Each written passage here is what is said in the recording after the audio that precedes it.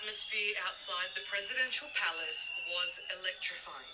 Oh, this is an amazing moment now. This is amazing. It's a joyous moment for us, for all our country's people. Thousands had gathered, the streets of Dhaka filled with jubilation and relief, all pinning their hopes on Dr. Muhammad Yunus. They believe he's the man for the job. He's got worldwide acclaim. He's been called the banker for the poor and has lifted millions out of poverty. And he's 84. Haven't all the old people been shunted out of politics?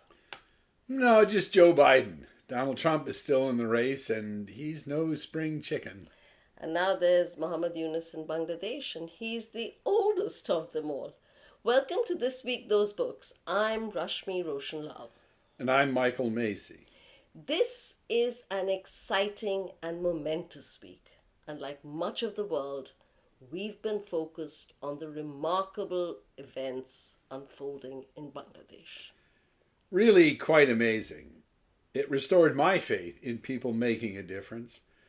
Bangladesh has forced out an increasingly autocratic prime minister, Sheikh Hasina.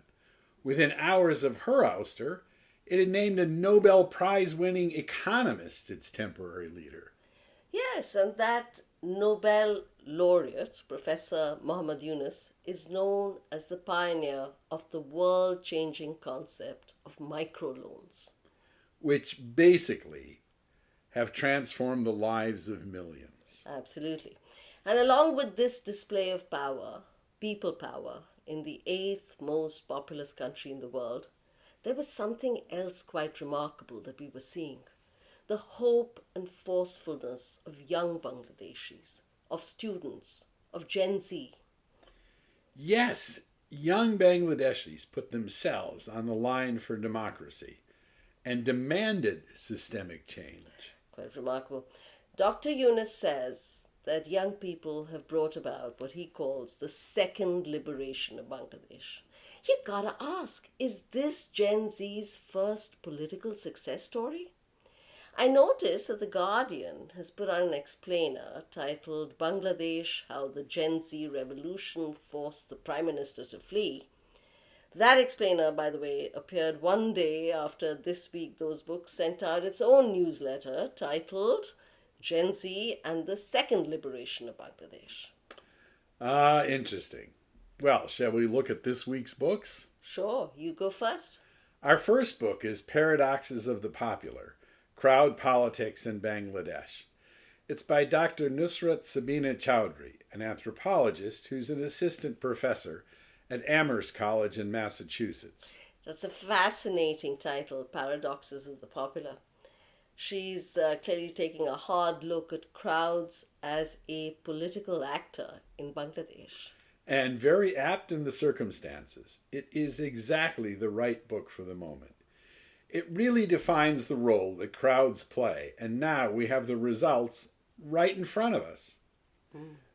So, shall we have the second book? Yep, Scenes from Early Life. This is a novel by the British writer Philip Henshaw. Well, what can you tell us about it? Let's just say it's fact disguised as fiction from the life of a child during the first liberation of Bangladesh. Well, that's intriguing. And who was that child? For that, you'll have to subscribe to This Week Those Books and get behind the very, very few paywalls we have on the site. And it's worth it. Makes you smarter, faster. Yeah, if I could just say, we really work to provide our subscribers with crucial context and carefully chosen books if they want to take a deep dive on the week's big story. In a sense, we do the heavy lifting, or should I say reading, so you don't have to. So see you next week For another This Week, Those Books.